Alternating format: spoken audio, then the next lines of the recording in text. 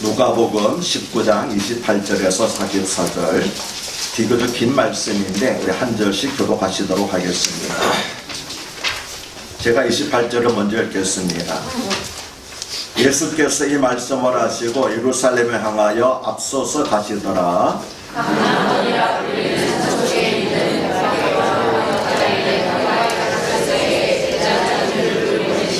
이르시되 너희는 맞은편 마을로 가라. 그리로 들어가면 아직 아무도 타보지 않은 나귀 새끼가 며 있는 것을 보리니 풀어 끌고 오라.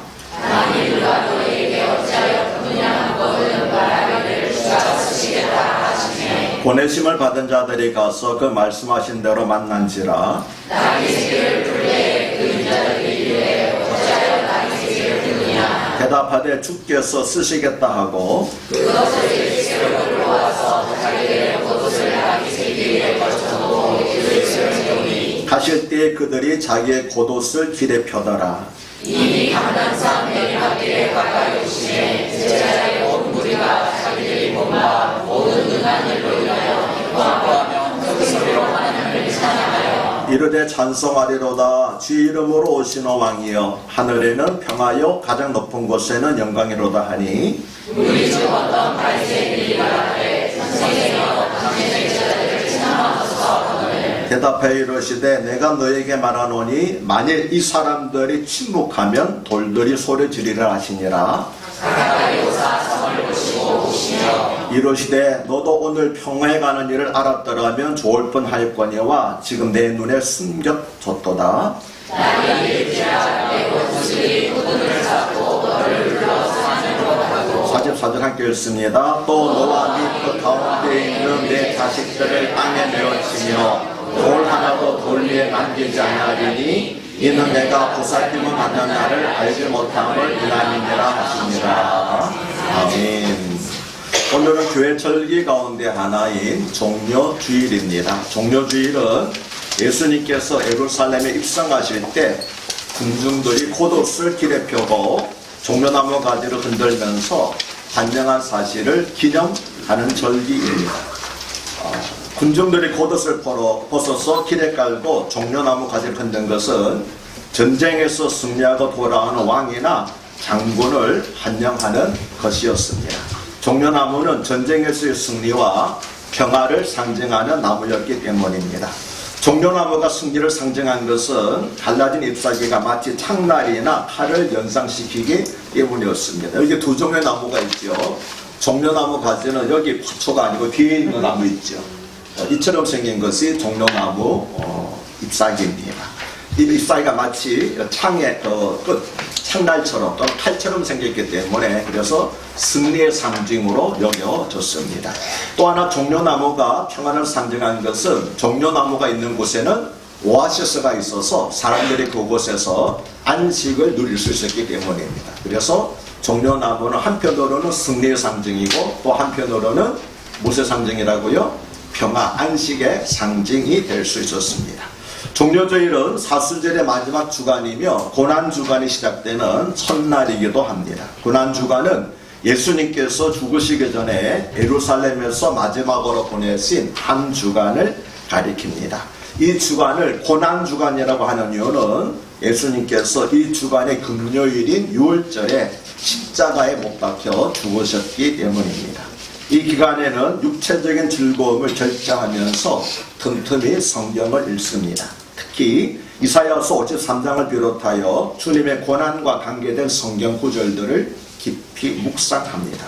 또 하루 한 끼를 금식하여 모은 돈으로 부재 헌금을 하거나 주님의 피 흘리심을 생각하면서 헌혈에 참여하기도 하는 기간이 바로 고난주간입니다. 그런데 종려주일에 예루살렘 입성하시면서 예수님께서는 어린 나귀를 다졌습니다. 제가 처음에 신앙생활을 시작할 때 성경을 읽을 때 성인 남자가 어린 나귀를 타는 것이 도저히 이해가 되지를 않았습니다. 어린 나귀에게 잔인하다는 생각까지 들었습니다. 그러면 왜 예수님께서는 굳이 어린 나귀를 다졌을까요? 말도 있고 있는데 왜 하필이면 어린 나귀를 다졌을까 하는 의문이 당연히 드는 겁니다. 첫째 이유는 성경의 예언을 이루시기 위하였습니다. 누가복음에는 언급되어 있지 않지만 마태복음 21장 5절과 요한복음 12장 15절을 보면 이는 기록된 바 시험 따라 두려워하지 말라 보라 너희 왕이 나귀 새끼를 타고 오심과 한가 같더라고 그 이유를 말합니다. 그러니까 예수님께서 왜 어린 나귀를 탔는가 하는 그 이유를 말합니다. 여기서 말하는 기록된 바는 구약성경 스가랴서 9장 9절을 말합니다. 즉 예수님께서는 500년 전에 스가랴 선지자가 시온에 따라 크게 기뻐할지어다 예루살렘에 따라 즐거이 부를지어다 보라 내 왕이 내게 임하시나니 그는 공의로우시며 구원을 베푸시며 겸손하여서 나귀를 타시나니 나귀의 작은 것 곧 나귀 새끼니라고 예언한 바로 그 메시아이심을 나타내시기 위하여 어린 나귀를 타셨다는 것입니다. 여기서 시온의 딸 예루살렘에 따른 예루살렘의 주민들을 가리키는 시적인 표현입니다. 그래서 예수님께서 나귀 새끼를 타고 올라가시는 것을 볼 많은 사람들은 스가랴에서 기록된 예언을 기억하고 예수님이 그 예언된 메시아였구나라는 것을 알게 되었을 것입니다. 그러면 하나님께서는 왜 메시아가 나귀 새끼를 타고 예루살렘에 들어가도록 하셨을까요? 스가랴 선지자는 말하기를 겸손하여서 나귀를 타셨다고 했습니다. 예수님은 지금 왕으로서 시온성 즉 예루살렘 성에 들어가는 것이었습니다. 그런데 대부분의 왕들은 성으로 들어갈 때 말을 타고 들어갔습니다. 그래서 환영하는 백성들을 눈 아래로 내려다 보았습니다. 이것이 일반적인 권력자의 모습입니다. 하지만 예수님은 어린 나귀를 타시고 같은 눈높이로 군중들을 보셨습니다. 왜냐하면 예수님은 섬김을 받으려고 온 것이 아니라 도리어 섬기려고 오신 겸손한 왕이셨기 때문입니다. 그래서 시온 따라 두려워하지 말라. 왕처럼 이렇게 위압적으로 오신 왕이 아니고 겸손해서 나귀를 타신 왕이기 때문에 두려워하지 말라. 너희 왕이 나귀 새끼를 타고 오신다고 말씀한 것이었습니다. 예수님께서 어린 나귀를 타신 둘째 이유는 나귀는 평화를 상징하는 가축이었기 때문입니다. 나귀는 우리나라에서 소와 같은 가축이었습니다. 사람을 태우기도 하고 짐을 싣기도 하고 밭에서 전기를 끌기도 하였습니다. 그리고 죽고 난 다음에 그 고기를 먹기도 했습니다. 그러니까 우리나라에서 소와 같은 그런 역할을 한 것이 나귀였습니다. 이처럼 말이 전쟁을 상징하는 동물이라면 나귀는 평화를 상징하는 동물이었기 때문에 평화의 왕으로서 오신 예수님이 타시기에는 가장 적절한 가축이었던 것입니다. 그런데 왜 예수님께서는 하필 그냥 나귀가 아니고 어린 나귀, 그 새끼 나귀를 타셨을까요? 이것에 대한 힌트는 누가가 30절에서 강조한 아직 아무도 타보지 않은 나귀 새끼라고 하는 표현입니다. 출애굽기 12장에 있는 6월절 규례에 의하면은 6월절에 사용할 어린 양은 6월절 나흘 전에 4일 전에 미리 취해서 집에 보관하였습니다. 며칠 전에 취한다고요? 4일 전에 나흘 전에 취하였습니다. 그런데 종료주일이 바로 6월절 나흘 전이었습니다. 따라서 예수님께서는 6월절 나흘 전에 예루살렘으로 들어가신 것이었습니다. 왜 그렇습니까?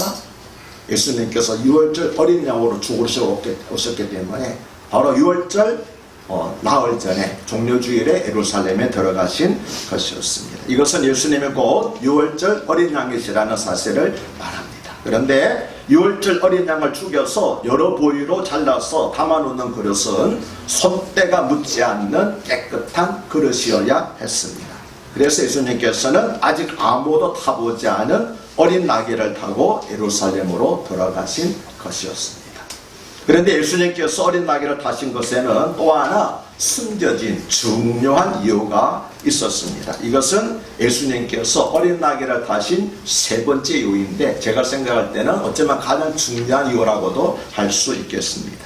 일찍이 하나님께서는 모세에게 명령하시기를 모든 가축의 첫 새끼는 11조처럼 하나님께 바치라고 하셨습니다. 그래서 가축의 첫 새끼를 낳으면은 하나님께 번제로 바쳤습니다.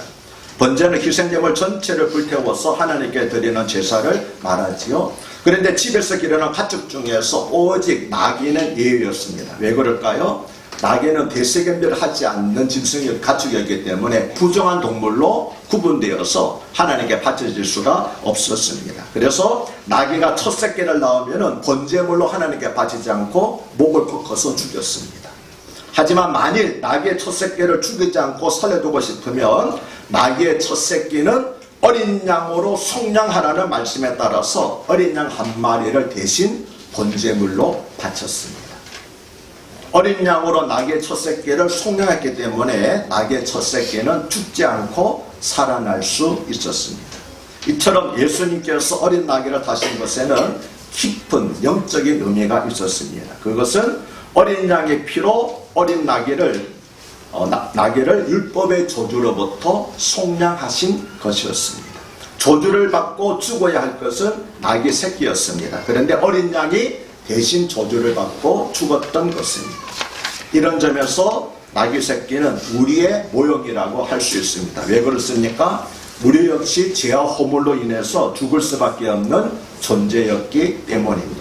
또 죄로 더럽혀졌기 때문에 하나님이 우리 가운데 거하실 수가 없었습니다. 그러나 어린 양이신 예수님께서 자신의 피로 율법의 모든 저주로부터 우리를 속량하셨고 또 모든 죄와 허물에서 우리를 깨끗하게 하셨습니다.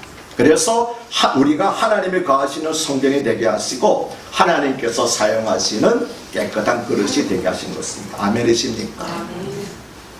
예수님께서 어린 나귀를 타고 감난산 내리막길에 가까이 오시자 예수님을 따르던 무리들이 기뻐하며 큰 소리로 찬양하면서 찬송하리로다 주의 이름으로 오시는 왕이여 하늘에는 평화요 가장 높은 곳에는 영광이로더라고 노래를 했습니다. 이곳은 겟세마네 동산에서 가까운 곳이기도 했습니다. 그런데 다른 복음서들을 보면 사람들은 종려나무 가지를 흔들면서 호산나 다윗의 이름으로 오시는 이여라고 외쳤다고 기록합니다. 호산나는 히브리어로 이제 우리를 구원하소서라고 하는 뜻입니다. 사람들의 종려나무 가지를 흔들면서 호산나 다윗의 이름으로 오시는 이라고 외치는 것은 이제 곧 다윗 왕국이 지상에 건설될 것이라고 하는 민중들의 열망이 반영된 것이었습니다. 이처럼 군중들은 메시아로 오신 예수님이 이적과 권능으로 로마 군대를 물리치시고 이스라엘의 다윗 왕국을 건설하실 것을 기대하고 있었습니다. 39절을 보면 이것을 본 바리새인들이 예수님에게 선생이여 당신의 제자들을 책망하소서라고 말했습니다. 여기서 바리새인들이 예수님에게 대해 사용한 선생이라고 하는 호칭은 군중들이 예수님에게 외친 주라고 하는 호칭과 대조를 이루고 있습니다. 군중들은 백성들을 뭐라고 했습니까? 예수님을 주라고 불렀는데 바리새인들은 선생이여라고 부르고 있습니다. 이 말은 뭡니까? 바리새인들은 예수님을 결코 메시아로 인정하지 않았다고 하는 것입니다. 뿐만 아니라 그들은 도리어 군중들이 예수님을 주라고 부르는 것을 신성모독이라고 생각했습니다. 그래서 예수님에게 제자들을 꾸짖으라고 강력하게 요청한 것이었습니다. 그러자 예수님께서는 그들에게 만일 이 사람들이 침묵하면 돌들이 소리를 지를 것이라고 대답을 하셨습니다. 이 말씀은 바리새인들의 요구를 한마디로 묵살하신 것이었습니다. 예수님은 이 말씀을 통해서 첫째 예수님을 메시아로 환영하는 군중들의 찬양이 정당함을 확인하셨고 둘째 반드시 그렇게 찬양해야 된다는 필연성을 주장을 하셨습니다. 다시 말하면 예수님을 메시아로 찬양하는 것은 너무나 당연한 것이고 반대로 예수님을 메시아로 찬양하지 않고 영접하지 않는 것은 커다란 죄가 된다고 그렇게 예수님께서는 말씀하신 것이었습니다. 그렇습니다. 우리는 매일 매 순간 어떤 유혹과 위험 속에서도 주님을 찬양해야 할 것입니다. 그리고 만일 우리가 어떤 이유로든 주님을 찬양하지 않는다면 돌들이 우리 대신 소리를 지를 것입니다. 아멘이십니까? 그런데 41절을 보면 예수님께서는 예루살렘 성을 보시면서 우셨습니다. 그리고 42절과 44절에서 너도 오늘 평화에 가는 일을 알았더라면 좋을 뻔하였거니와 지금 내 눈에 숨겨졌도다. 날이 이를지라 내 원수들이 토둔을 쌓고 너를 둘러 사면으로 가두고 또 너와 및 그 가운데 있는 내 자식들을 땅에 메어치며 돌 하나도 돌 위에 남기지 아니하리니 이는 내가 보살핌만 받는 날을 알지 못함을 이님이라고 말씀을 하셨습니다. 예수님께서 예루살렘 성을 보시고 오신 자리에 예수님 눈물교회가 세워져 있습니다. 이번에 예루살렘에서 가서 보니까 그 교회 둥근 지붕 형태가 마치 눈물방울처럼 생겼습니다. 그래서 그 교회 이름을 가리켜서 예수님 눈물교회라고 이름을 지었더라고요. 그리고 거기에 로비에 서쪽으로 난 커다란 창문이 있는데 그 창문으로 바라보면은 예루살렘 성전과 예수님께서 십자가 못 박혀 죽으신 골고다 언덕이 바로 정면으로 보여지고 있습니다. 이후의 일은 우리가 알고 있는 그대로입니다. 예수님은 열렬히 환영하던 민중은 사흘 후에 예수를 십자가에 못 박으라고 외치는 폭도로 변하였습니다. 예수님께서 자신들의 기대를 저버리고 로마 군대와 한번 싸워보지도 않고 무력하게 십자가의 길을 가셨기 때문입니다. 그래서 그들은 바라바라고 하는 예수와 그리스도라고 하는 예수 두 사람 가운데 바라바라고 하는 예수를 택하였습니다. 그리고 바라바라고 하는 예수를 중심으로 밀란을 일으켰다가 결국 로마 군대에 의해서 멸망을 당하고 말았습니다. 불행히도 예수님께서 예언하신 그대로 된 것입니다. 왜 그렇습니까? 그들은 평화에 관한 일을 알지 못하였기 때문입니다. 평화는 로마 군대를 몰아낸다고 오는 것이 아니었습니다. 참된 평화는 죄로부터의 해방과 안식이기 때문에 오직 예수 그리스도 안에서만 참된 평화가 있는 것입니다. 그래서 예수님께서는 내가 너희에게 참된 평안을 주노니 나의 평안은 세상에 주는 것과 같지 아니하니라고 말씀하신 것입니다. 군중들은 호산나라고 외치며 예수님의 예루살렘 입성을 환영하였지만 예수님께서 어린 나귀를 타신 의미는 깨닫지 못했습니다. 그래서 호산나라는 감격의 외침은 불과 사흘 후에 예수를 십자가에 못 박으라고 하는 폭도들의 산한 외침으로 바뀌었습니다. 그런데 어쩌면 우리에게도 평화에 관한 일이 숨겨져 있는 것이 아닐까요? 만약 우리가 오직 복을 받기 위해서 교회에 나온다면 우리도 호산나 다윗의 이름으로 오시느니라고 외치다가 예수를 십자가에 못 박으라고 돌변한 유대인처럼 될 수 있습니다. 그리고 그런 우리들과 교회를 보시고 예수님께서는 눈물을 흘리실 것입니다. 오늘 성경 본문을 통해서 우리는 종교적인 아이러니를 봅니다.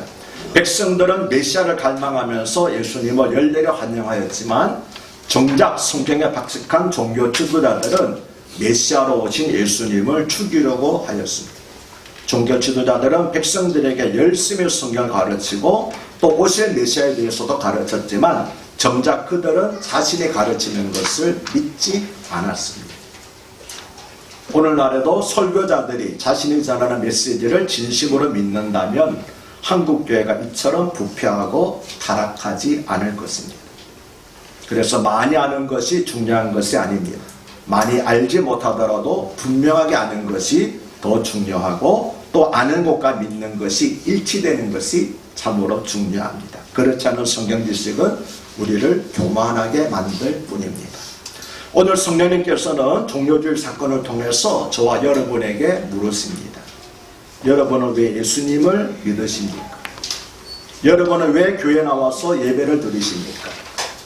여러분이 예수님에게 구하는 것은 무엇이며 여러분의 설교를 듣고 성경 공부를 하는 이유는 무엇입니까? 그리고 성령님께서는 설교자인 저에게도 물으십니다. 너는 네가 전하는 메시지를 진심으로 믿고 있느냐? 너는 혹시 의무적으로 설교하고 있는 것은 아니냐? 너는 성도들에게 가르치는 그대로 먼저 행함으로써 본을 보이고 있느냐? 나귀 새끼를 타신 예수님은 당신이 어떠한 메시아로 오시는가를 우리에게 분명히 보여주십니다. 나귀 새끼를 타신 예수님은 유대인들이 간절히 원한 세상의 정복자가 아니라 섬기는 종으로서 이 세상에 오셨음을 보여주셨습니다. 예수님은 무력으로 세상을 정복하는 것이 아니라 사랑과 희생으로 세상을 변화시키려고 하셨습니다. 원수들을 진멸하여 하나님 나라를 이루는 것이 아니라 스스로 죽음으로써 이 세상에 하나님의 나라가 임하게 하셨습니다. 예수님은 세상을 구원하시기 위해서 온갖 모욕과 수치를 다 받으시고 나귀 새끼를 타신 겸손한 모습으로 십자가의 길로 나아가셨습니다. 그러나 많은 무리들은 이러한 주님의 마음을 알지 못하고 종려나무 가지를 흔들며 환호하면서 이제 곧 이스라엘이 로마의 압제로부터 벗어날 것이라는 기대로 열광했습니다. 동상이몽이란 말이 있습니다. 한 침대에 자면서도 서로 다른 꿈을 꾼다는 것입니다. 어린 나귀를 타신 예수님과 그 예수님을 환호한 군중들이 바로 그러했습니다. 그런데 혹시 우리도 예수님과는 전혀 다른 꿈을 꾸며 환호하는 무리들 속에 있는 것은 아닙니까? 오늘 하루 말과 행동에 있어서 내가 하고 싶은 말과 행동이 아니라 예수님이라면 어떻게 하실까를 먼저 생각해보고 행동하고 고민하는 고난주간의 첫날이 되시기를 주님 이름으로 축원합니다. 아멘. 하나님 아버지, 오늘 말씀을 통하여서 우리가 종려주일을 어떻게 맞이해야 되는가를 깨닫게 됩니다. 종려주일에 많은 무리들이 종려나무 가지를 흔들면서 예수님을 영접하였지만 그들이 바라는 것은 예수님이 로마 군대를 물리치는 그런 군사적이고 정치적인 메시아가 되는 것이었습니다. 그러나 주님께서는 우리를 죄와 사망으로부터 구원하시기 위하여 나귀 새끼를 타고 예루살렘 성에 들어가셨습니다. 주여, 우리도 어쩌면은 이스라엘 백성들처럼 유대인들처럼 잘못 예수님을 영접하고 있는 것은 아닙니까? 종려주일을 맞이하여 십자가를 지시기 위하여 예루살렘 입성하신 예수님을 바로 보게 하여 주시옵소서. 어떻게 하여 우리가 죄와 사망으로부터 구원을 얻고 어떻게 하여 참된 마음의 평화가 우리 삶에 임하게 되는지 깨닫는 저희들이 되게 하여 주시옵소서. 우리도 자기 자신을 부인하고 자기 십자가를 지고 예수님을 따라가는 그런 고난주간이 되기를 바라며 우리 주 예수를 받도록 간곡히 기도드리옵나이다.